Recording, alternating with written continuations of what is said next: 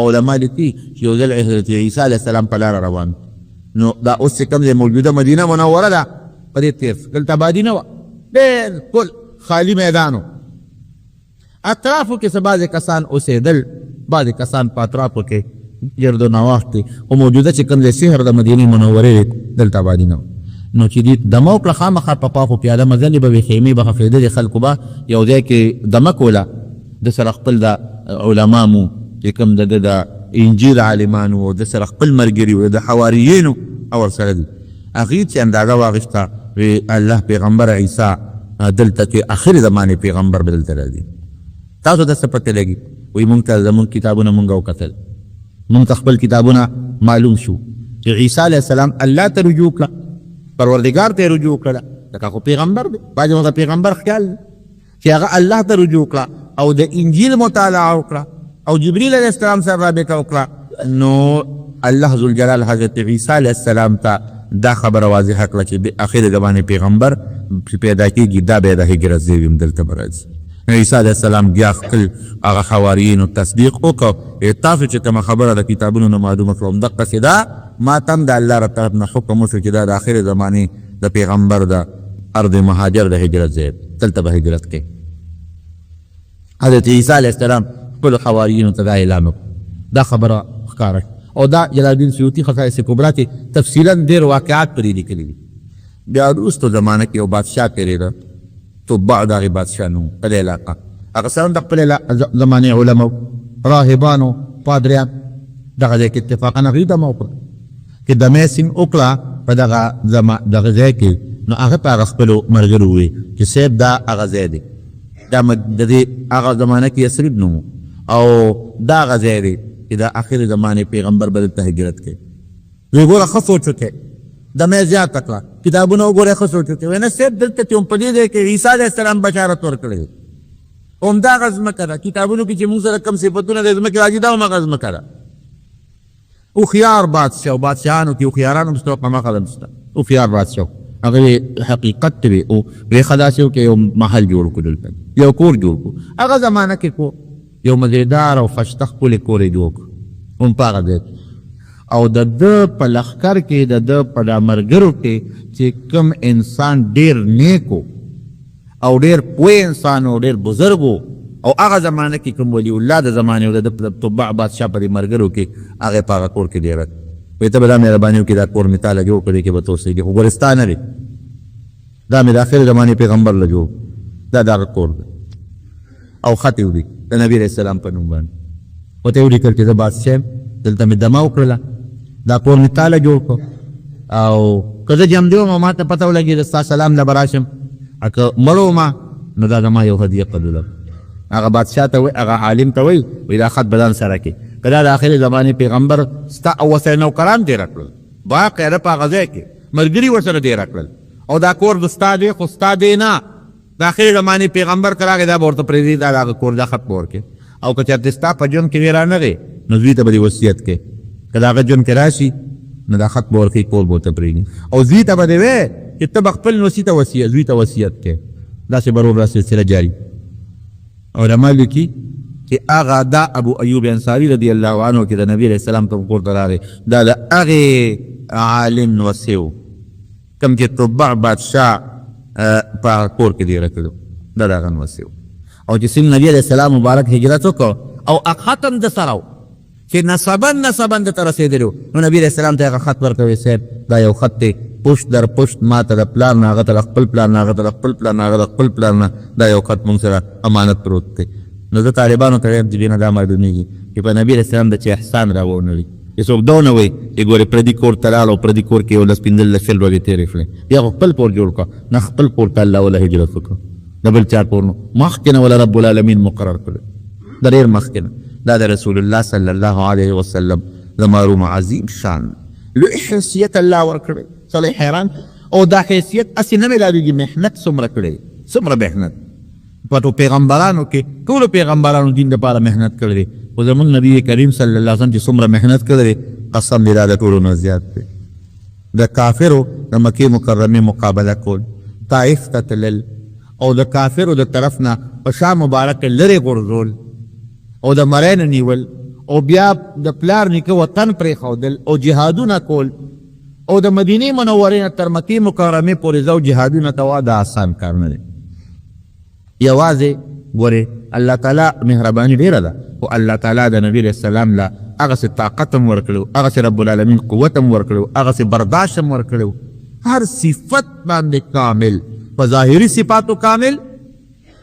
دومره حسن چې دومره حسن د یو هېڅ چا هم نو د یوسف علیه السلام د حسن او د نبي علیه السلام د حسن هم زموږ د کتابونو کې علماء موازنه کړې ده وایي چې د نبي علیه السلام حسن بل شانتې و د یوسف علیه السلام حضرت عایشې صدیقې نه ګټه تپوس وکړه د یوسف علیه السلام خو چې د مصر ښځو ولیده نو ویل ګوتې یې پرې کړلې او نبي علیه السلام خو غوسته و نو چا خو ګوتې پرې نه کړې ورته ویې ګوتې سي وایي د یوسف علیه السلام د مصر ښځو ولیده نو ګوتې یې پرې کړې او وایي زما محبوب که د مصر ښځو لیدي وی نو سرونه به یې پرې کړي او یقینا صحابه د نبی علیه السلام په حکم او د هغې په محبت کې خپل سرونه قربان کړي دي که نه دي خپل وطنونه یې قربان کړي دي که نه دي قربان کړي خپل بچي نه قربان کوو دا د نبی کریم صلی الله علیه وسلم عظیم شان او لوی شخصیت او دا زمونږ دپاره باعث د خیر او د برکت دی چې الله پاک موږ د دغه ښکلي پیغمبر امتیان جوړ کړي یو موږ خو درخواست نو کړی که نه چې الله موږ د دې پیغمبر امتیان جوړ کړه دا په الله خپل انعام کړی خپل احسان یې کړی خپل کرم یې کړی خپل فضل یې کړی او دا ځان د بله موضوع ده چې د نبي علیه السلام د برکت نه الله موږ له څونه خیر راکوي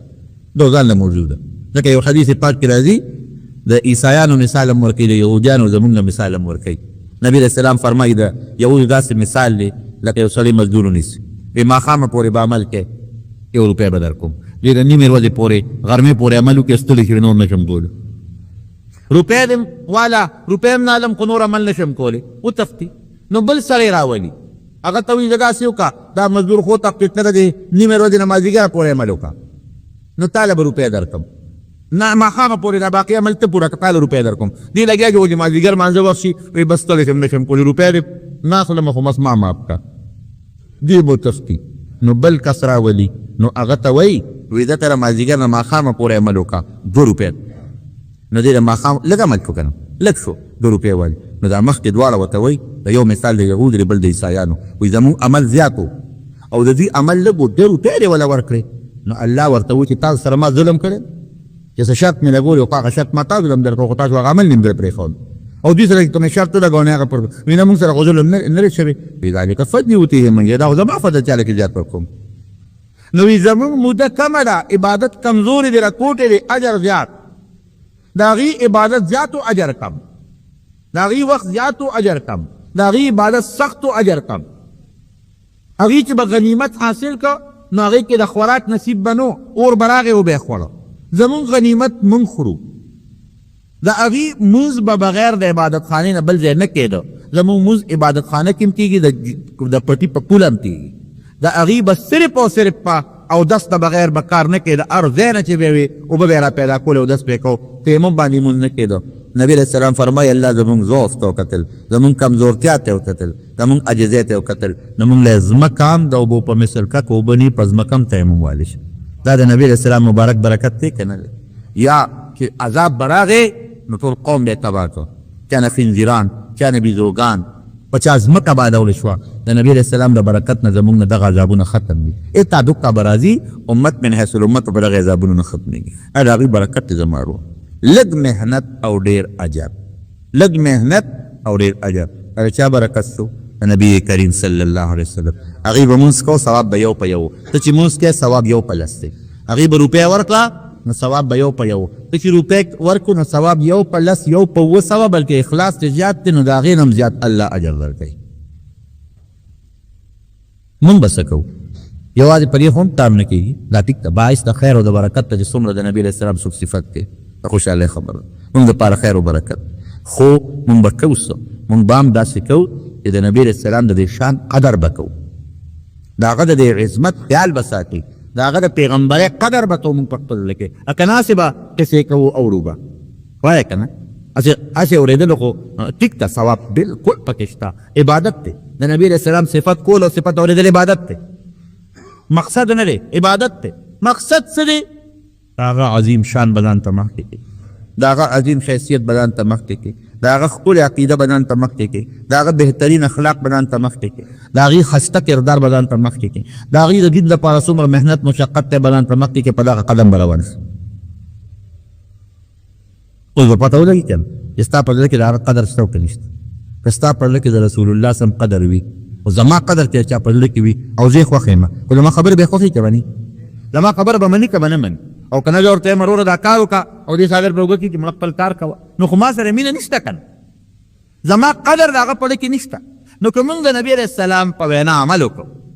د هغې کردار مبارک مو خپل کړو، د هغې اخلاق هم خپل کړل، د هغې شکل راته ښایسته ښکاره کړو، هم خپل کړو، د هغې عقیده راته ښایسته ښکاره شوه، هم خپل کړو، خو دا د هغې عظمت شو. دا عظمت ما په ځان کې ومنه، او که داسې مې ونه کړو نو صرف په خوله مې ومنه او په حقیقت کې مې ونه منو، نو خدای دې موږ هغه قوم جوړ کړي چې موږ په حقیقت کې د نبي علیه السلام شان او عظمت ومنو. نن په دنیا کې څومره مظاهرې وکړي او څومره چغې والې کړي، ډینمارک دی او د نبي علیه السلام مبارک دغه وسو بېعزتي وشوه، او د نبي علیه السلام چې دی نو د هغه خاطې جوړې شوې او د هغه ګستاخي وشوه. امت لګیا دی بلکل، جماعت په جماعت، چوک په چوک، بازار په بازار لګیا دی، مظاهرین کېږي، جلوسونه هم کوي، جلسې هم کوي، او دا زموږ فرض هم دی چې داسې وکړو. لیکن د چا په طاقت چې داسې کېږي نه هغه ناست. ما پرون اخبار کته، افسوس مې وکړ، غټ افسوس مې وکړ. د قومي اسمبلۍ اجلاس زموږ وشو، حکومت زموږه اسمبلي جوړه شوه، لیکن په هغه اسمبلۍ کې دا جرأت چا ونه کړ چې پاڅېدلې وي چې نوې اسمبلي خو جوړه شوه او د ټول ملک نماینده اسمبلي ده، ځکه د هر وزې ممبر پکې ناست دی. نو د نبي علیه السلام د ناموس پکې څه هم غږونه نه، دا نه وګورئ خبرونه به تاسو کتلي، اخبار به مو کتلي، شوي دي چېرته. دا قوم به د خدای نه خیر غواړي. یو کس پانسېد چا هم دا خبره ونه کړه چې وروره د نبي علیه السلام په لوی احسان دی، او د لومبۍ فیصله به مونږ دا کوو په قومي اسمبلۍ کې چې ډنمارک سفارت سره تعلقات به قطع کړي، ججان به بحال کوو او فلانکې به کوو، ډنګرې به کوو، دا به کوو. د جج بحالېدل لویه خبره ده او په د نبي علیه السلام په ناموس جلا لویه خبره ده. شته ایمان مونږ کې ملک او ملک باله به کېږي چې ته د نبي علیه السلام لمن ته لاس واچوې، هغې پسې روان دی. دا ملک جوړ شوی د اسلام په نوم دی. ملک به هله ستا ملک کېږي چې د نبي علیه السلام پټکې ښکل کړي او یو سړی د نظام په پټکي لاړې کړي او ته خپل اقتدار پر مخ اخیستی، دا ملک به ملک دا قوم به قوم شو، سوال نه پیدا کېږي. ډغرې م خوړلي دي او ډغرې به خورو. نو الله دې زموږ حکمران طبقه، که پاکستان دی او که عرب دی او که بل دی او که بل دی، هغې کې غیرت پیدا کړي. یوازې په جلسو په جلوسونو کار نه کوي. که زموږ حکمران طبقه کې غیرت وې او زموږ عرب او عجم مشرانو کې غیرت وې، قسم په خدای ډنمارک خو پورې غوندې ښار دی چې د امریکا نه چې برطانیه ورسره یو ځای کې چې د نظام په شان کې ګستاخي ونه کړي. خو دا زموږ دا بېغیرته جنتانې ملګري دي د مارونو.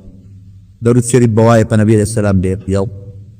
ما ورته مخکې ویلو د حکومت سرکاري خو نن 12 ربیع الاول، او ممکن ده ما تاسو ویل چې ورځې پکې اندازه نشته چې پرواز خامخا دې میاشت کې، هره میاشت کې، هر وخت کې خدا د ولادت مبارک میاشت ده. نو تاسو بلکې د مولانا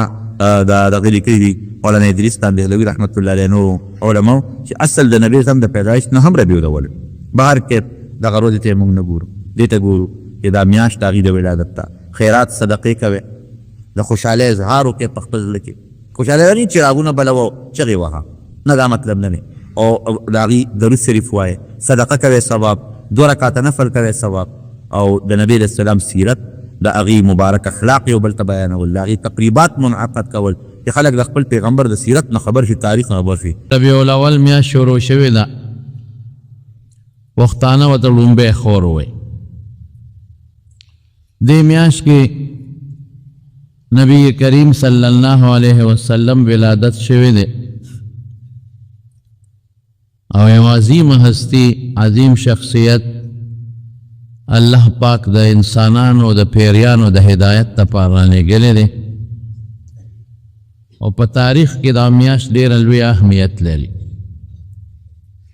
په دې وجه چې د رسول الله مبارک ولادت مبارک هم دې میاشت کې دی، وفات هم دې کې دی، هجرت هم په دې میاشت کې دی. د دې وجه نه علماء کرام عموماً د رسول الله صلی الله علیه وسلم سیرت او د حضور پاک حالات سړی ته رامخکې شي نو بیا د هغې بیان کوي. د رسول الله صلی الله علیه وسلم په سیرت ما ډېر بیانونه کړي خو زه نن تاسو ته د حضور پاک د شان یو خبره کومه چې هغه د یو کافر د خولې ده. اگر که د کافر خبره مونږ له دلیل نه دی ګوره، مونږ له د صحابو خبره دلیل ده چې صحابو د حضور پاک کم خصوصیات او کم حالات مونږ ته نقل کړي دي او مونږ له د خپل مبارک پیغمبر خبره دلیل ده او مونږ له د الله خبره دلیل ده. او الله قرآن شریف کې په خپله فرمایي یو ځای نه بار بار د حضور پاک اوصاف او صفات ذکر کړي دي. والذي ارسل رسوله وی ما خپل پیغمبر راولېږه بالهدى په هدایت او په رښتونې دین څه دپاره لیظهره علی الدین کله چې د ده نه مخکې څومره دینونه تیر شوي دي په هغې د اسلام غالب کړي. هغه وشوه. بیا الله نوم هم ذکر کوي او صفت محمد رسول الله، نوم محمد دی صلی الله علیه وسلم او د الله مقرب او مبارک لېږلی شوی بنده او استازی دی. او بیا د ملګرو صفت هم کوي الله. نو چې دا کم ذات الله پاک نومم والی او دا کم ذات اقدسا الله پاک صفت هم ذکر کی او دام ذکر کی چې دی ما لېږلی څه مقصد لري او بیا د ملګرو صفتونه هم ذکر کی. والذین معه اشداء علی الکفار رحماء بینهم اشداء علی الکفار رحماء بینهم تراهم رکعا سجدا یبتغون فضلا من الله ورضوانا سیماهم فی وجوههم من اثر السجود ذلك مثلهم فی التوراة ومثلهم فی الانجیل كزرع اخرج شطأه فآزره فاستغلظ فاستوى على سوقه يعجب الزراع ليغيظ بهم الكفار. نو الله د مرګرو صفتونه هم ذکر کوي او الله وی ما تورات او انجیل کې هم د دې خبرو ذکر کړی. نو د دې د پاسه د چا خبره دلیل نه ده. نو صرف یو خبرې له دا کوم هغه ده چې د موږ د عربۍ یو مقوله ده وی والفضل ما شهدت به الاعداء، وی د انسان د پاره د دې نه غټه بهتري بله نشته چې دشمن یې ومني. دوست خې خامخا مني چې دشمن ووایي چې دا رښتونی سړی و، دشمن اوی چې دا لوی شخصیت و د دې نه غټ فضل وی بل نشته دی. دشمن منلی دی. نو یو یهودي تیر شوی دی، یو لوی مورخ دی، یو ډاکټر تیر شوی دی، ډاکټر مایکل هارټ ورته وایي، یهودي ډاکټر دی، ډاکټر ایچ مایکل هارټ او د امریکې دی او دی په مختلفو مضمونونو کی پی ایچ ڈی ډاکټر دی. هغه یو کتاب لیکلی دی، د هغه کتاب نوم یې اخودرې د هارډنډ مین، یعنی سل شخصیات. او دی په خپله وایي چې په دې کتاب کې ما کم سل شخصیات لیکلی دي ډېر سوچ سره مې لیکلی دي او دا ټول مذهبي شخصیات نه دي، دا هغه شخصیات دي چې دی متاثر کن شخصیات دي. د دوی نه دنیا ته یو اثر رسېدلی دی، د دوی نه خلک متاثر شوي دي او دې خلکو یو لوی انقلاب راوستلی په خپله زمانه کې. دوی تاریخ بدل کړی دی، دوی پسې ډېر خلک روان شوي دي، د خلکو پسې او ډېر خلک یې بدل کړی دی. دغه په خپله پر خپل دیباچه کې لیکي. اغا سلو شخصیاتو کے متاثر کن شخصیاتو کے پا اول نمبر دا رسول اللہ صلی اللہ علیہ وسلم نوم لکلے نور سر پوٹوان ورکڑی دی او دا سر نوم لکلے محمد صلی اللہ علیہ وسلم. پا دریم نمبر کے دا عیسائیانو پیغمبر، بلکہ مونگا ہوتا پیغمبر وایو حضرت عیسیٰ علیہ السلام ذکر کردی. 3 نمبر. پا 15 نمبر کے خپل پیغمبر ذکر کردی دی حضرت موسیٰ علیہ السلام. 15 نمبر کی اغوی دا ما چه کمی نمبر ورکڑی دی او کم ترتیب میں خودی دی دا میں پا خپل سوچ کے برابر خودی دی. و 1978 کے دی کتاب چپائی شوا نور لسوا تاو یا کیا او دا کتاب بار بار چاپ شو د لکونو په تعداد دا خرڅ شو او موجوده یو لوی مورخ دی محمد عاصم بٹ هغه د دې په اردو کې ترجمه هم کړې ده ښکلې ترجمه یې ولا کړې ده په دې انټرنیټ دا کتاب شته تاسو یې کتولی شئ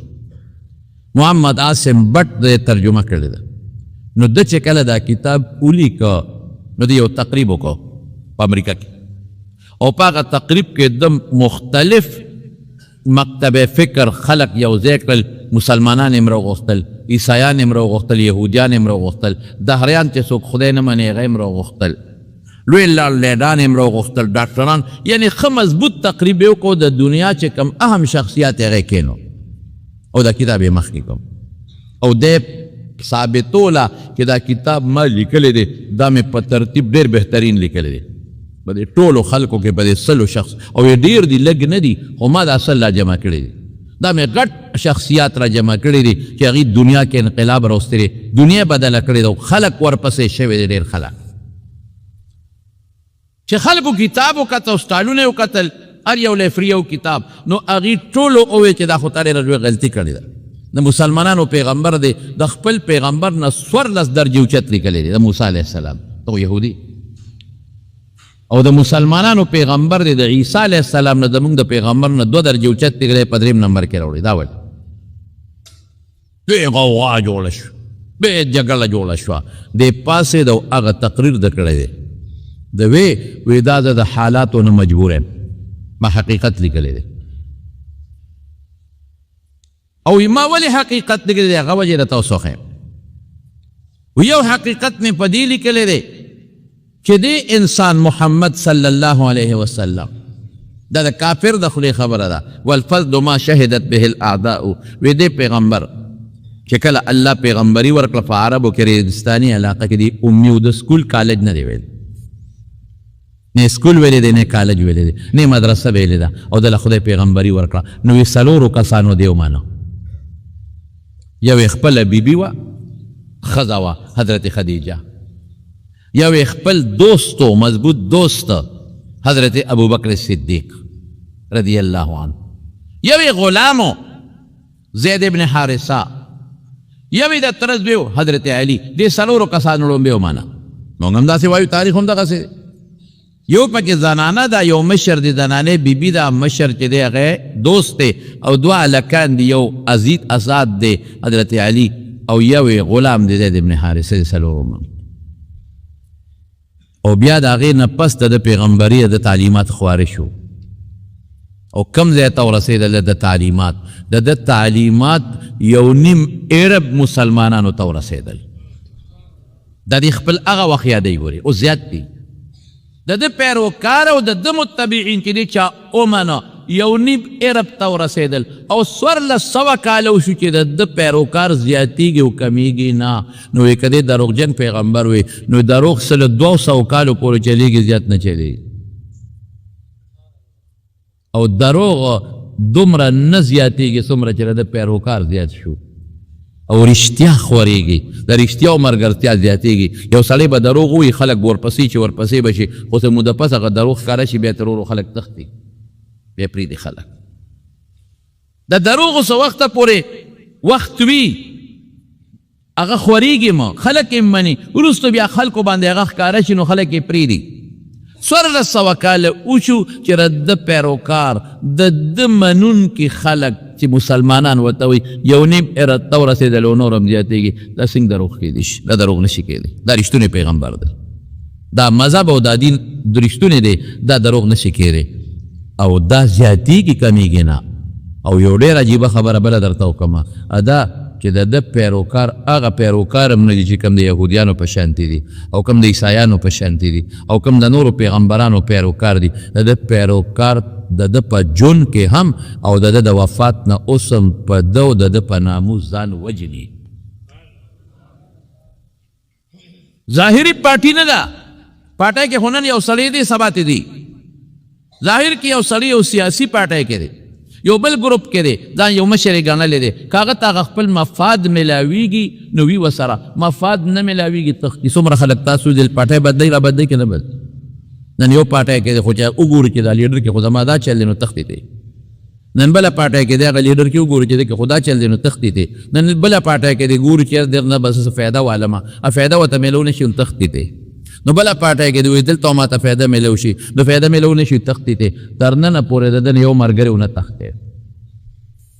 نه صحابو کې څوک تختیدلی دي نه ترې وروسته تختیدل. صحابه کې یو کس د مرتد شوي د حضور پاک په زمانه کې خو هغه د دین د وجې نه دي تللی، هغه ابو سفیان هم منلی ده او د هرقل په دربار کې ته ابو سفیان هغه وخت کې د پیغمبر غټ دشمنو مقابله کې ورته ولاړو، ځکه چې ابو سفیان هغه وخت کې د مکې د دې ټولو مشرکانو سردارو او هرقل ته تپوس کوي د روم بادشاه، وی ما دا خبر راکا چې رده چا مرګرتیا کړې ده نو هل یرتد احد څوک واپس ته تللی دی سختة لدینه یا سختة لدینه، هغه وی نه بلکل نه، چې څوک هم د ده مرګري شوی دی په دې وجه کې رده دا دین ټیک نه دی نو بیا ته تللی دی. داسې نسته د نورو وجوهاتو نه څه بعضې کسان تښتېدلي دي خو په دې وجه نه دي تښتېدلی چې دی دروغجن دی، په دې وجه نه دي تښتېدلی چې دا بی دینه دی، په دې وجه یعنی خراب دین باندې دی، په دې وجه نه دي تښتېدلی چې دین ناحقه دی، دا تر ننه پورې څوک نشي پیدا کولی. موټرګې به ورکې نو کچه مسلمان به وتښتي، سوچه مسلمان به چرې مونه تښتي. موټرګې به ورکې چې کوم دوه قسمه رنګ دی د مارونو، یو هغه رنګ دی چې په دیوال د چونې والا رنګ دی او یو د ماربلو پوخ رنګ دی. د ماربلو پوخ رنګ کې څومره پورې مږې او رګړۍ ورکوي دا به صفا خېږي، دا رنګ نه ځي. او یو دا رنګ دی چونې والا په دې کې معمولي غوندې چاکو کې دی نو لاندې وتښتي، نو کچه ایمان د چونې والا رنګ هغه تښتي، په موټرګي هم تښتي، په لالچ هم تښتي، په پیسه هم تښتي، هغه په محبت او په مینه هم تښتي. او چې کوم ایمان په زړه کې داسې ننوتي لکه د ماربلو خپل رنګ هغه راګړاوه، هغه راګړاو که قسم په خدای کې دې ته وویستل. دا شوي دي، دا مثال د حضرت بلال مونږ سره موجود پروت دی، دا مثال د حضرت خباب رضی الله عنه مونږ سره موجود پروت دی، دا مثال د حضرت سمیه د نانه ده مونږ سره موجود پروت دی، او دا مثال د حضرت عبدالله ابن حذافه سهمی رضی الله عنه مونږ سره موجود پروت دی. د هرقل 300 صحابه کرام یې ونیول، 300 یو پکې عبدالله ابن حذافه سهمی رضی الله عنه او د مشر، او چې څنګه گرفتار کړل 300 مسلمانان یې گرفتار کړل. نو هرقل ځان ته پیش کړل دا مشر چې عبدالله ابن حذافه دی، ورته وی یو کار وکړه عیسایان شی واپس د خپل مذهب هم پرېږدې، هم د اهل کتاب یې زمونږ هم اهل کتاب یو، مونږ سره شامل شی پرېږدو. او ته غوسه شو وی دا کوم ځای کېږي شي، د به اسلام پرېږدم د به خپل پیغمبر پرېږدم او ستا دین کې به داخلېږم، دا نشي کېدی.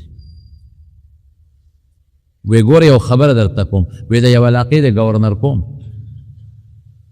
وی نه کېږي، وی جیل کې واچوئ، خوراک سکاک پې بند کړئ،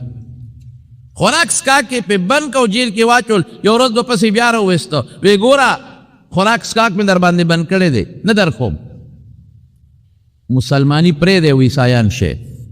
نیمه بادشاهي هم در کوم، گورنري در کوم، او چې کومه جینۍ هم دلته خوښي ودونه هم دله کوم، مال او دولت هم در کوم. وی ته خو لا گورنري دی چې د دې ټول روم بادشاهي راکې قسم دی چې کب ایمان د ما پړه کې خدای چولی دی چې هغه پرېښودو ولاله، او په کم پیغمبر د ایمان دی نه هغه پیغمبر دروغجن نه دی هغه پرېښودو ولاله. وی دې حالت کې به موجنم ساده نوځم، وی ډېره ښه خبره ده چې سا رانوځي، زر به جنت ته ورسېږو، هېڅ مشکلات نشته. بیا جیل کې واچول، وی خوراک سکاک به نه ورکوئ. نو څو ورځې پسې راوویستل او دې حد ته رسېدلي وو چې د لوږې تندې د لاسه د غوږونو هغه سماعت اورېدل هم ختم شوي تقریبا، او د سترګو نظر هم تلو والا و، او بلکل داسې شوي چې د لوږې او د تندې د لاسه وجودونه داسې کونډه شوي وو. نو کېنول، نو ورته غوښه کېښوده ښه مزېداره سره کړې او اوبې ورته کېښودې، وی دا غوښه د خنزیر د دام د لخوا پرته کړې ده، تاسو دې مرداره وایي، او دا شراب دی شراب دا مې دله راوړي دي، دا اوس کې نور څه نشته. د برګرو ته پام کوئ چې ګوتې یې ونیسئ، مرګرو ورته وی دومره ازمایش را باندې ولې کې، په شریعت کې خو دې وخت کې مونږ له دا جایز دي. قرآن شریف کې الله تعالی فرمایي فمن اضطر غیر باغ ولا عاد فلا اثم علیه، چې کوم سړی مستر شي محتاج شي نو کاغه د خنزیر غوښه هم خوري نو خوړل ورته جایز دی هغه دې وخت کې د تندې مري او شراب هم اوس کې دې وخت کې هغه ورته جایز دي نو دې وخت کې خو موږ مرو درته لوږې تندې د لاسه خېټې خوږېږي دردونه کوي نظر او غوږ هم لاړ سترګو نظر او د غوږونو اورېدل هم ختم شو دومره ازمایش لا باندې حضرت ولې کې عبدالله ابن حذافه ته وایي دا موږ له شریعت کې جایز دی قرآن وایي چې جایز دی ولې را باندې منې کې او ورته څه وایي بالکل وي ستاسو مسله ټیک ته دې وخت کې د خنزیر غوښه موږ له جایز ده دې وخت کې دا شراب څښل موږ له جایز دی بالکل لیکن که دا سکو او خورو د یو ظالم بادشاه یو کافر بادشاه زړه پې خوشحالېږي د هغه زړه نه خوشحاله دی چې موږ له دا راکوي بل شی ولې نه راکوي دی به زما پروپیګنډه کوي چې وګورئ د پیغمبر هغه ملګري چې شراب حرامو مې پې وڅښل د پیغمبر هغه ملګري چې پیغمبر یې وایي چې خنزیر مردار دی حرام دی امې پې د لوس کو وخوړه کو نه خوړه دی به فخر کوي او دی به خوشحالېږي نو حلال دی موږ له خو د کافر زړه پې خوشحالېږي موږ د دې کافر زړه نه خوشحاله رښتیا ووایه نن موږ څومره د کافرانو زړه خوشحاله کړو هغه حلال وله نن موږ په حرامو د کافرانو زړه خوشحاله نن بربنډتوب حرام دی موږ پې کافر خوشحاله نن بدعملي حرامه ده موږ پې هغه خوشحاله نن د سر او د ویښتو سټایل چې مونږ کم پرېږدو او په ګیره کې مونږ کمې نخرې نن شروع کړي دي د پیغمبر سنتو پورې مونږ کمې خنداګانې نه شروع کړي دي دویم په هغه نیانو د ملانت چې خلکو داسې ګیرې جوړوي کله چا کوټه کې اوسېږه کم نه ته چې څوک کېناسته او ورته وایي چې ماله دا سټایل والا ګیره جوړه کا دا د پیغمبر د سنتو خندا والا ګیره دا جوړه کا وایي زه مسلمان یم دا کار زه نشم کولی ته به ماله یو 100 روپۍ راکې که نه یو 200 روپۍ به راکې بس دا 200 دی دا لوږې مړ شم خو دا کار به ونه کړو مونږ هم روانې کړو مونږ هم زیاتې کړو او هغه هم زیاتې کوي او مونږ ته ښایي مخامخ دا کټ وټ ګیره چې ده دا چې مختلف قسم ګروډونه یې پکې کړي او مختلف قسم مانجونه یې پکې کړي وي او مختلف قسم غاخورې پکې کړي دي دا مونږ له سترګو کې ګوتې را منډي چې وګوره که نه څنګه مې د پیغمبر سنتو پورې دله نخرې وکړلې حرام شي باندې مونږ فخر کوو ولې لکه د فرانس انګریز دغسې پرېږدي د پیرس او د فرانس انګریز داسې پرېږدي هغه سره تشبیه کوم چې هغه خوشحاله شي مسلمانانو کې به ځان له یو ملګري پیدا کړه د امریکې او د یورپ جینۍ بربنډه ګرځي چې دا خوشحاله شي چې دا تهذیب ما په مسلمان کې پیدا کړه نن د امریکې او د برطانیې جینۍ چې کوم سټایل د ویښتو جوړوي د ما لور به هغسې جوړوي د ما خور به هغسې جوړوي د ما مسلمانه خور به هغه د ویښتو سټایل جوړوي د لباس ټیټ لباس هغه سټایل به جوړوي چې کوم د فرانس او پیرنګیانې جوړوي هغسې ټیټ جامې به اچوم او هغسې به ګرځمه او هغسې چال به کوم څه دپاره چې هغوی ته وښیم چې ما د خپل پیغمبر تهذیب نه منم زه د امریکې د برطانیې او د فرانس تهذیب منم ما د بیبي عایشې او د بیبي فاطمې تهذیب نه دی خوښه زما هغه نقشه نه ده خوښه زما د یورپ د یو ډمې نقشه خوښه ده افسوس د رسول الله مبارک د امهات المؤمنین نقشې د موږ نه دي خوښې ته دا د مسلمانو څنګه وې د پیغمبر د بیبیانو الله اکبر هغه بیبیانې چې د چا په کور کې قرآن نازلېده هغه بیبیانې چې د چا په کور کې چاله چې رسول الله مبارک له حضرت جبریل راځي حضرت جبریل او ورته وایي چې ای د الله رسوله زه الله را لېږلم الله وایي چې حضرت خدیجې ته زما سلام ووایه اوهو هغه امهات المؤمنین د هغې سټایل زما نه دی خوښ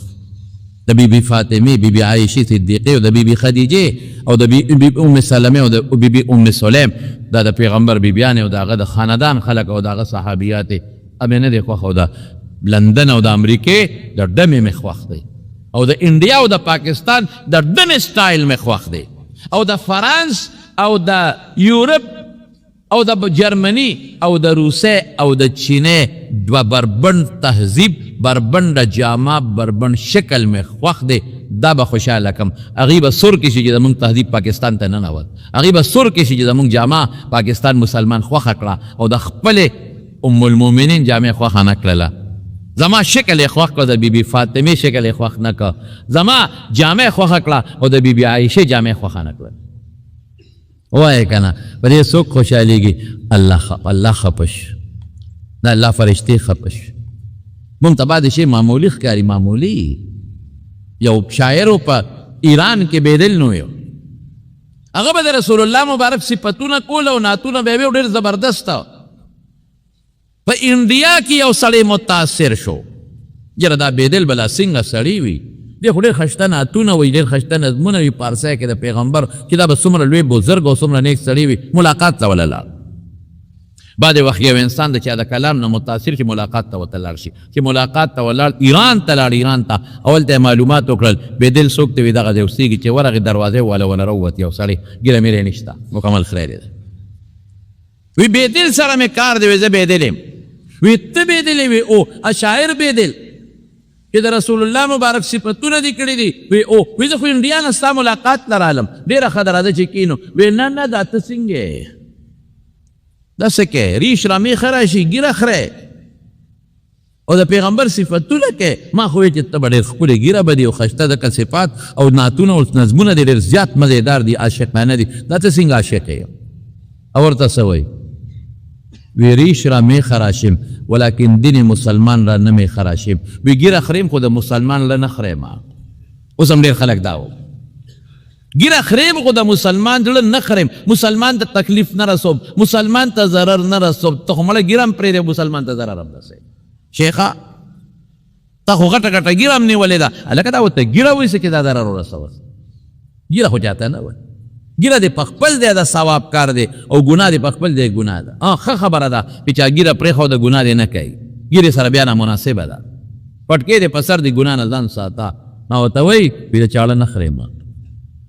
مسلمان له نه خریم ریش را میخه راشیم ګیره خریم ویښته خریم دل مسلمان را نه میخه راشیم د مسلمان له نه خریم انڈیا والا وتسوی وی غلط گفتی دل رسول اللہ را می خراشی وی دروغ دی وی دا پیغمبر زړه دی خریو دا پیغمبر لا خری په پیغمبر خپکی نن مونږ څومره لکان بیا ډوله ګرځي زه خو ته بیا ډوله ویم ټیټ جامې تنګې تروشي جامې او د جنکو په شان لباس او د جنکو په شان سر تا ته د محمد مصطفی تهذیب ښه نه ښکاري صلی الله علیه وسلم دا د پیغمبر مبارک شکل ښکلی نه ښکاري تا د پیغمبر مبارک جامه خشته نه ښکاري تا د پیغمبر مبارک د ویښتو سټایل خشته نه ښکاري د هغه مبارکې ګیره تا ته ښکلې نه ښکاري د هغه اخلاق درته ښکلې نه ښکاري دا څه کوې په کوم طرف روانې سوچ وکړه سوچ بچې سوچ ته نه دی کړی دی بچې سوچ نه دی کړی که دی بچې سوچ وکړه دا به ټیک ټاک شي او دی لور دی خور سوچ نه دی کړی فکر یې نه دی کړی ته مسلمان یې نو تا ته د امهات المؤمنین د ویښتو سټایل د جامو سټایل د ګرځېدو او پرده دا خوښ کا دا خوښ کا د انګریز مه خوښوه د یورپ مه خوښوه حرام موږ نن خوښو انګریز دله خوشحاله و هغې به حلال چې و چې کوم به ورته یو وخت کې حلال و وی د کافرو نه خوشحاله و څه چلې ورسره وکړو وی ښه نه خورئ وی نه وی واچوئ جیل کې چې بیا جیل کې واچول بس تقریبا بې هوشی تقریبا نو راویې ویستل ورته وی ګوره اوس درته وایم ایمان او اسلام هم پرېږدی عیسایان شی پرېږدم یوازې پرېږدل نه جنکۍ هم درکوو او دې مشر ته وایي تاله ګورنري هم درکوو او دې زما مقه یوه خبر دې ته کم رنګ وایي د هغه مربلو والا رنګ دی د هغه د جامې خپل رنګ دی چې مګه جامه به اوښلېږي خو سپینوالی به ترې لاړ نه شي د هغه د چولې رنګ نه دی مړه زموږ د څه رنګونه دي زموږ د ایمان به څه رنګي معمولي غوندې منډې ترلې امریکا کې ویزه میلاویږي او په برطانیې کې ویزه میلاویږي او منډه ده ورپسې او هلته کې نیشنلټي میلاویږي او هلته پیسه میلاویږي مړه پیسه خوږه ده که الله خوږ دی پیسه خوږه ده که پیغمبر خوږ دی د امریکې نیشنلټي خوږه ده او که رسول الله خوږ دی او که جنت خوږ دی څنګه مسلمان یې سپوره وخوره ناره وخوره دا لوږې به د خدای نه وجني و ایمان قابو کا پیغمبر قابو کا دا د صحابو نقش قدم دی د سیرت د جلسې مقصد دا دی دا نه چې مونږ قصې وکړو په یو غوږ یې واورئ په بل غوږ یې وباسئ مقصد دا دی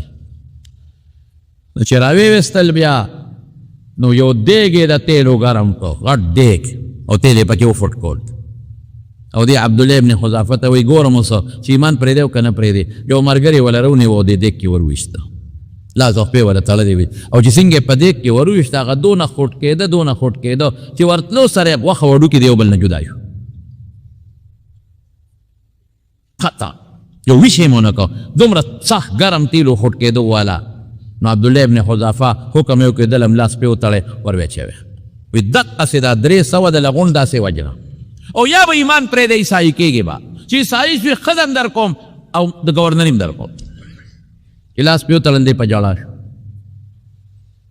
هرقل وی صبر وکړې ها ویرېده ځان ته یې مخامخ وي زه راته نه ګیرې شي ټینګېدي نیکبخت تاسې را باندې مرګ مړ کړ توره نه شي ټینګېدی وی نه زه خو په مرګ نه جاړم وي په څه جاړئ وی په بل شي جاړم وی وجود مې ډېر کمزوري شوی دی ډېر کمزور دی لوګو تندو عالمه اوس چې مې ور واچې په یو کش به رانه سوځي جاړم په دې چې ارمان زما په وجود کې زما د ویښتو عمره ساګانې وي او هره ساه مې د اسلام او د محمد مصطفی نه دغسې قربان کړې وي لکه زما دې ملګري چې قربان کړه اوس به مړ شم چې دا بیا مړ کېدی او جم دی کېدی بیا دې ورشتې او بیا د ویښتو برابر ساګانې به ماتې وي دې ته ایمان وي دا خو ما در یو مثال درکړه دا خو زه مثال در کومه دا بی بی سمیه دا مثال قایم کو دا حضرت خباب دا مثال قایم کو او دا په بدر کې او یو کسانو شهدا دا مثال قایم کو او دا صحابه دا مثالونه موږ ته قایم کړي تابعین هم قایم کړي دي اوس په ډېرو مسلمانانو الحمدلله د دین د قربانۍ مثالونه موږ ته قایم کړي دي الحمدلله نو هغه سوی ورته هغه یهودي مصنف مایکل هارف وی چې یو د مذهب په ټوله دنیا باندې خور شو یو نیم اربونه زیات خلک مسلمانان شو دروغجن دونه تابعدار نه جوړېږي او دونه دروغ دین دونه پیروکار جوړېږي او بل تر اوسه پورې د هغه دین خورېږي دروغ دومره نه خورېږي یو سل 200 کاله پس ختم شي او نه دروغ دین دونه خورېږي او دویم سری د هغه ملګري د هغه نه قربانېږي دا سیاسي د لالچ په بنیاد ملګري نه دي ځان وجني ځان او دې زمانه کې به الحمدلله چې مسلمان دی د پیغمبر په ناموس ځان وژني ځان چې لږ معمولي غوندې واوري چې د پیغمبر مبارک توهین چا کړی دی د پیغمبر مبارک په جامه چا لاړې تو کړي دي قسم په خدای ځان وژني هو زما د پیغمبر سپکه دی وی داسې مشته دی چې بچو سره تعلقات ختم کړي دي ښځې پرېښي دي چې نه نه نه نه نه نه هر څه برداشت کوم د خپل مبارک پیغمبر توهین نه برداشت کوم اب پریدم بلا خدا به وکم رور ته وي تا سره ورورولي ختمه کم پلار ته بابا تا سره مې پلار واتوب ختم عضویه بچې تا سره ختم خو پیغمبر نه پرېږدم دا مثال هم صحابو قایم کړی دی د عبدالله ابن ابی زوی عبدالله ابن ابی منافق د پیغمبر او د صحابو په چان کې لږه ګستاخي کړې و ګستاخي او پیغمبر مبارک ته اگر چې صحابه یادو خو نسبت یې خوالاړ ذلیل یې ورته ویلو زوی سوچه مسلمانو او راغې او پیغمبر مبارک ته کېناسته وی د الله رسول زه خبر شوم چې زما د پلار د مرګ اډر دی کړی نو که زما د پلار د مرګ حکم دی کړي په بل چا یې مه وجنه په مې مړ کړه چې زه سر راوړم او ستا د کور کې وغورځم وی نه ما خو نه دي ویل د هغې د پاسه لاړ او پلار یې د ګریوان نه ونیو او د څاروي نه یې راکوز کړه وی بچې ته د ما زوی نه ویم او ډېره مثالي مینه وه د پلار او د زوی بچې ته د ما هغه خوږ زوی نه وی بابا یما وی ما گریوان ندی ونیونیوم وی تا رسول الله مبارک ته ذلیل ویلی دی وی قسم په خدای چې اوس به دا ټکې وی چې زه ذلیل یم او پیغمبر مبارک عزتمند دی نو پرېږدم یعنې سر د نه وه وی زه ذلیل یم انا اذل وهو اعز او پیغمبر ډېر لوی عظمت والا ذات دی وی بیا ووایه وی زه ډېر ذلیله او بېکاره شی او پیغمبر مبارک ډېر د عزت خاوند دی وی بیا ووایه درېیم ځل یې پې ونه پرېښود ایمان به دې ته دا مونږ لیدي دي دا مونږ تاریخ کې پړاو کړي دي په بدر کې حضرت ابوبکر صدیق زوی و عبدالرحمن د کافرو په صف کې و او مبارزې به کېدې مبارزې دې ته وایي چې یک په یو به مقابلې کېدې یو په یو راووتو میدان ته وی هل من مبارزن شته چې څوک میدان ته راوځي شته حضرت ابوبکر صدیق آواز واورېد وی پیژندل وی آواز پیژندل کېږي وی دا خو د عبدالرحمن آواز نه دی وی دی تورې له شلنګ ورکړه وی دره لره رسول الله مبارک کلک راونیوي ته به نه وروځي بل څوک به وځي او بیا په یو موقع چې د عبدالرحمن مسلمان شو نو ابوبکر صدیق بابا وی د تورې لاندې مې راغلی وی خو چې مې وکتې نو پلار مې نو توره غدار مې درنه کړ وی بچې که زما د تورې لاندې راغلی والله که مې پرېښې دې ته ایمان وایي نو هغه سوی مایکل هارت هغه دا ټکي په کانفرنس کې وې دا ټکي وې ما سل هغه خلک په دې کې لیکلي دي چې هغه متاثر کن شخصیات دي او په دنیا کې انقلاب راوستی دی وی ځای که نه دا یو عجیبه ټکي دی دا واوره وی ځای که نه په ټوله دنیا کې په ماضي کې او په حال کې نظر واچوئ او د محمد همقله شخصیت ماته وښایه صلی الله علیه وسلم دا هغه په شان وښایه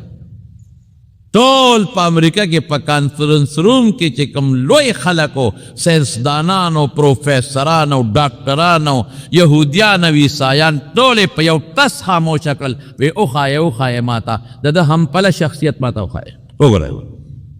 وښایه د ده همپله د په دنیا کې انقلاب راوستی دی د دنیا بدله کړې ده د تاریخ بدل کړی دی د هغه خلک نیغ کړی دی هغه خلق چې چا به لونه جم دی خښولی د هغه خلق نیغ کړی دی چې چا به خپلو میندو سره زناکاری کوي د هغه خلق دوک کړی او نیغ کړی دی چې چا خویندو سره نکاحونه کړي دي د هغه خلق نیغ کړی چې مردارې به یې خوړی د هغه خلق نیغ کړی دی او تهذیب ته یې راوستلي چې څوک به بربنډ ګرځېده وښایه ماته داسې څوک والله کافر دی خو د دین مطالعه کړې ده او د پیغمبر شخصیت یې پېژندلی مونږ نه یې پېژندلی وښایه وی داسې شخصیت وي ماته وښایه تاسو او بیا څه وایي یو ډېر عجیبه خبره کوي بیا وایي یو کار یې کړی دی وی انصاف یې څنګه قایم کړی دی انصاف وی داسې انصاف دې څوک قایم کړي لکه ده چې قایم کړی دی که نه ده ودې ښایي که څنګه انصاف یې قایم کړی دی وی په یو موقع دې محمد اعلان کړی دی صلی الله علیه وسلم په یو موقع چې که زما لور فاطمه غلا کړې وې د هغې نه به مې ملاس کټ کاو ودې وایي څوک داسې یو بادشاه به داسې وایي او واقعي په مکه کې یو ښځې غلا کړې و د هغې فاطمه نو د پیغمبر هم د لور په شان نوم یې فاطمه نو چې رسول الله مبارک لراله ثبوت پرې راغی نو حضور پاک بې لاس پرې او د یو لوی خاندان سره تعلق و نو خلق په یاره کې شو چې خدای پاک دې غریب دې نه لاس پرې شي دا خو د غټ خاندان سره ټول خاندان یې واپس بل خوا لاړ نشي دشمني جوړه نشي اختلاف جوړ نشي نو حضور پاک له د زید ابن حارثه د هغه الګ چې لومبې په پیغمبر ایمان راوړو او پیغمبر مبارک ورته خپل زوی ویلی و زوی په زویوالی نیولی و یو وخت کې د هغه زوی اسامه هغې ولې سفارش کې راوست اسامه ډېر زیات خوښ دومره یې خوښ و چې یو ځل حضور پاک سره په دې خپه باندې ناست و ماشوم و د رنګ هم تور و د رنګه نو د پوزه یې وبهېدله چې پوزه یې وبهېدله نو حضور پاک وله پوزه پاکوله نو بی بی عایشه صدیقه ورته وایي د الله رسوله دا پوزه ته مه پاکوه دا به وله زه پاکه کړمه نو حضور پاک وایي نه عایشې پوزه به وله زه پاکومه احبیه د سره مینه کوه فاني احبه د سره زه مینه کوم اسې پیغمبر د غلام بچی نه پوزه پاکوي کم لاس باندې چې کم لاش حیثیت د الله د عرش نام اوچت دی هغه لاس باندې ولا پوزه پاکوي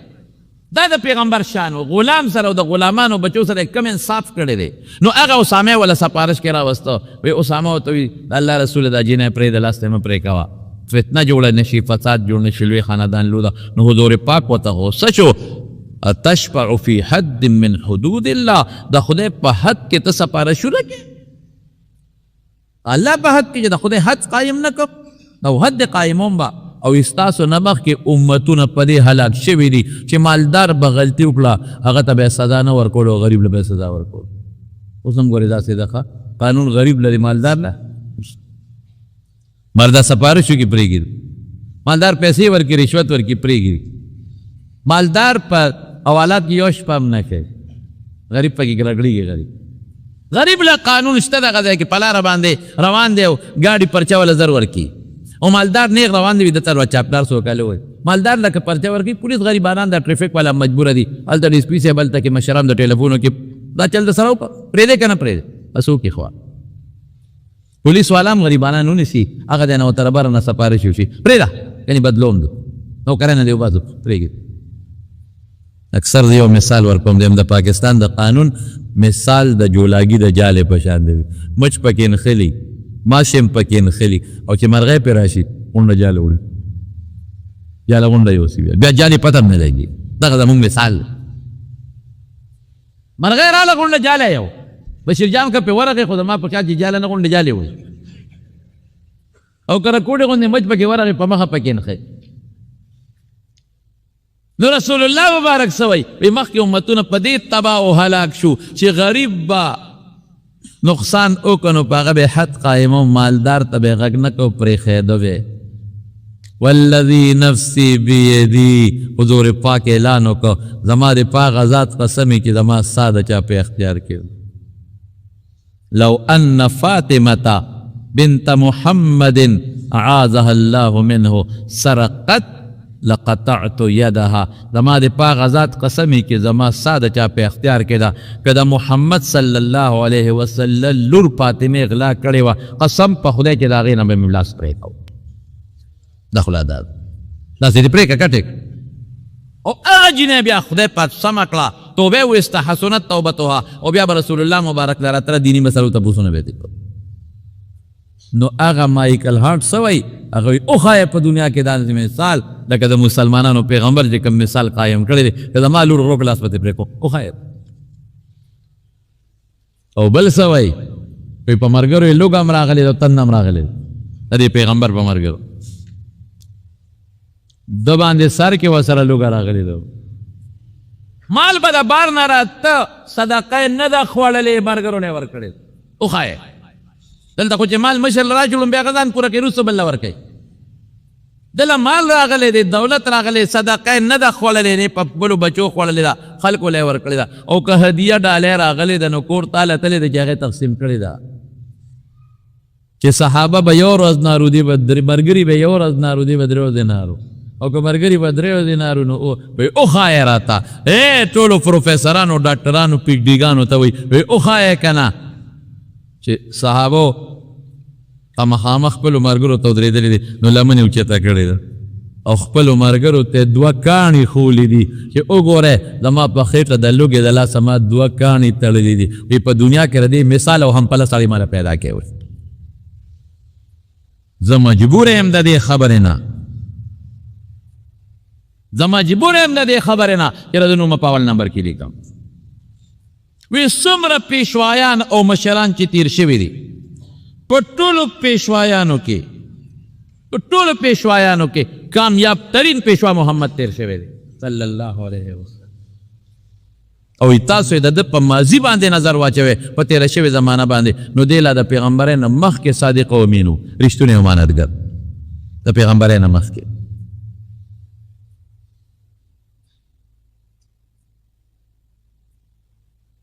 دا څوک دا خبرې کوي دا یهودي او په یو کانفرنس کې کوي او په یو بل کانفرنس کې په ده باندې د عیسایانو اعتراض راغی عیسایان پې راپاڅېدل دلته په یهودیانو هم اعتراض وکړو عیسایانو هم اعتراض وکړو یو بل کانفرنس و هغې کې په عیسایانو اعتراض وکړو وایي زمونږ پیغمبر دی ولې په 3 نمبر کې ذکر کړی د هغې 4 جوابه کوي خو وخت ختم دی دا به راته انشاءالله په بله جمعه کې وشي انشاءالله العظیم زمونږ دپاره دا غټه خوشحالي ده زمونږ دپاره چې زمونږ د مبارک پیغمبر صفت تر ننه پورې کافرون کړه هغې هم مني زمونږ پیغمبر مبارک د هغه رښتینولي مني د هغه انصاف مني هغه خلاصه کې چې د هغه د ملګرو هم مني په دې کې حضرت عمر فاروق هم لیکلی دی خو وروستو نمبر کې لیکلی حضرت عمر فاروق رضی الله عنه په دې فرض کتاب کې لیکلی په دې 100 عظیم شخصیاتو کې هغې لږ وروستو نمبر کې لیکلی او دا خو د برطانیې مخکې هغه وزیر اعظم نو ټوني بلیر دا خو د هغه سټیټمنټ ما په خپله کتلی و هغه نه چا تپوس وکړو ستا آیډیل څوک دی آیډیل دې ته وایي چې دا ما دپاره یو نمونه او زه د هغه په شان بادشاهي وکړم لکه پرویز مشرف به وي زما آیډیل کمال اتاتورک دی هغه به دا یاد لکه کمال اتاتورک ظالم هغه خو بېدیني خوره کړې وه هغه خو دین ختم که هغه بربنډتوب عام که هغه په جوماتونو پابندي ولګوله هغه په مدرسو پابندي لګولې و کمال اتاتورک هغه خو خلافت عثمانیه تباه برباد کړه د هغې بیخونه یې ویستل هغه کتابونه قرآن شریفونه سوځولي هغه خلکو نه ګیرې خریلې وې هغه جنکۍ بربنډې کړې په پردې پابندي لګولې وه ګیرې له لیسنسونه رایستې وو پابندي لګولې وه وایي زما آیډیل کمال اتاتورک دی څه شو هلکه پرویز مشرف څه شو لال ختم تم خو هلته دوبۍ کې پروت دی په بیمارۍ کې پروت دی خدای ونیو که ونه نیو نه مدرسه بند کړه، نه مولا بند کړه، نه ګیره بند کړه، نه پټکی بند کړه، نه بس بند کړه. دویم دا حکمران طبقه د خدای نه ویریږي، خدای سره مقابله مکوي. الله د پاره الله سره مقابله مکوي، د پیغمبر د سنت او حق مکوي، د پیغمبر سنت له چیلنجونه مو ورکوي ظالمانو. دا مو چې مدرسې به بندې کو، دا مو چې موږ ګیرې ختمې کو، دا مو چې موږ پردې ختمې کو، دا مو دا د پیغمبر سنت دی، د پیغمبر مشن دی، د پاره هغه راغلی دی، دا د مسلمانانو د پاره د الله خوښ شوي دین دی. نو ته خدای له چیلنج مه ورکوه، ته خدای له چیلنج ورکوې، خدای له چیلنجونه مه ورکوه. قسم په خدای دا مخکې ورځو کې دا کم کال کې چې یو ځل دا کمې ښځې په اسلام آباد یو ځای بل دی روزي او نارې لګوي عورت مارچ، عورت مارچ، او دا چغې وباسي او وایي چې دغه زما بدن میرا جسم و میری مرضی، هغې سوی پردې پورې خنداګانې کوي، ټوکې کوي او سوی الله اکبر. قسم په خدای که زما په خولې راځي دا الفاظ دومره ډاډۍ هغه جنکې د اسلام آباد په روډونو چغې وایي او وایي پردا ظلم ہے، اے محمد سن لو صلی اللہ، اے محمد سن لو پردہ ظلم ہے، اے محمد سن لو نکاح ظلم ہے، اے محمد صلی اللہ علیہ وسلم وور نکاح ظلم دے، وور پردہ ظلم. یعنی مطلب دا چې تا د ظلم نظام راوستې اسلام ته چې د ظلم نظام و ته خدای سره ډغرې، خدای له چیلنجونه ورکې، رسول الله له چیلنجونه ورکې، د خدای ظالمان دا وجود چا در کړی دی، دا سپېمې چا در کړی دی. راشه که نه د خدای د یو ماشي مقابله وسوکې، یو ماشي مقابله نشي کولی. نن ډینګي وایرس دی، الله دې ختم کړي د مارونو. تاسو هم د ډینګي متعلق غوره اسباب بساتئ ښه. نن ډینګي پېښور کې ډېر زیات عام دی. زما یو د کشر دی، یو ډېر نږدې زمونږ قریب ایاز الله صاحب، اجاز الله صاحب، هغه غریب هم په ډینګي کې بیمار پروت دی. الله دې ولا روغ صحت ورکړي، الله دې ولا شفا ورکړي، الله دې په شفا ورکړي. او داسې ډېرې کورنۍ ساره ماته یو کس ټېلیفون کوي، زما ټول خاندان کورنۍ ګیر چاپېره په ډینګي بیمارۍ باندې پراته دي، سپینه وینه ختمه کړي، پودې نه وینه بهېږي، بیا علاج چا سره ډاکټر سره تر ننه پورې د ډینګي ماشي علاج نشته. ډاکټران غریبانان په دې ستړي شو او ډي سي ګان په دې ستړي شو چې خلکو ته چغې ووهئ چې مهرباني وکړئ تاسو سپرېګانې وکړئ، مهرباني وکړئ تاسو اوبه پټې ساتئ، اوبه کوله مه ساتئ، دا د پاکو اوبو له راځي. یو ماشي کې څوک وخوري نو هغه هم ګورې تاسو بیا دغه استعمالوئ، څه ورته وایي دغه خلطسي، څه ورته وایي دا چې بچرداني استعمالوئ. ولې چې هغه څوک یې وخوړل په هغه کې جراثیم ورننوځي، چې بل ماشي پې سم هم کښېني نو سم هم هغه جراثیم ځان ته راکاږي، هغه هم ډینګي شو چې په بل کښېناست بل هم تباه کړي. تر ننه پورې تا د یو ماشي د خدای مقابله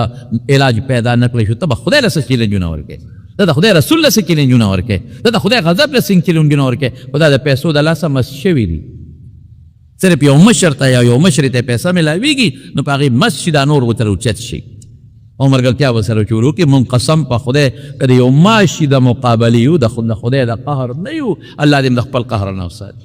مونږ د یو کټمل د مقابلې نه یو، مونږ د کورونا وایرس ته مقابلې نه یو،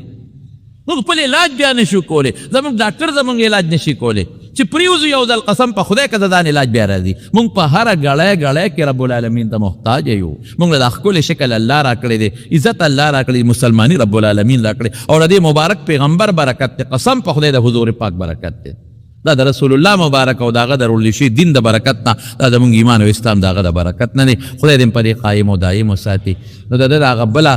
کانفرنس خبره به انشاءالله وقراله بله جمعه به وکړم، دعا وکړئ او یو دا مهرباني کوئ د دې میاشتې پورې هېڅ تخصیص نشته،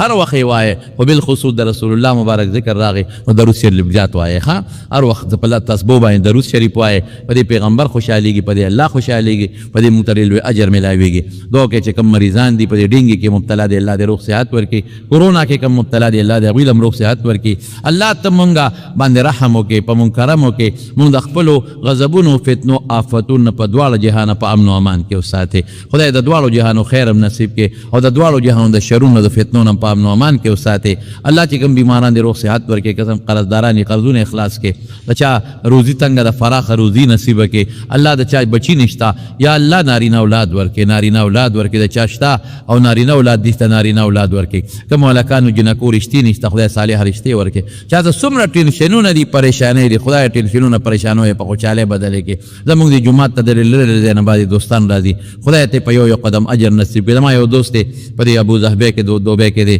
شفیع الرحمن صاحب ډېر نیک سړی دی، موږ سره ډېر محبت او ډېر تعلق ساتي. دعا ورته وکړئ چې الله بیماری دي په کور کې خورې او ټول بیماران دي په کور کې چې الله والا روغ صحتونه ورکړي، الله شفا ورکړي او رب العالمین دا خیر او د برکت زندګي نصیب کړي. زما یو بل دوست دی، د هغې والده بیماره ده، ما ورته مخکې جمعه کې تل احمد حاجي صاحب مزدالله خان حاجي صاحب دعا وکړي چې الله والا روغ صحت ورکړي، الله شفا ورکړي. یو بل دوست مې دی حاجي عبدالرحمن صاحب هم په دوبۍ کې دی او وروڼه یې دي، دعا وکړي چې الله پکې ژوند کې ولا برکت واچوي، مال اولاد کې الله برکتونه واچوي او الله تعالی د عزت او د احترام او د برکت زندګي نصیب کړي. زموږ د جمعه سره ډېرو دوستانو تعلق امداد کړی دی، د هغې په برکت الحمدلله زموږ آبادي مکمل شوه. زما وروڼو یو خبره تاسو ته کوم، موږ ته د ماربلو د دې ټیلونو ضرورت دی ډېر،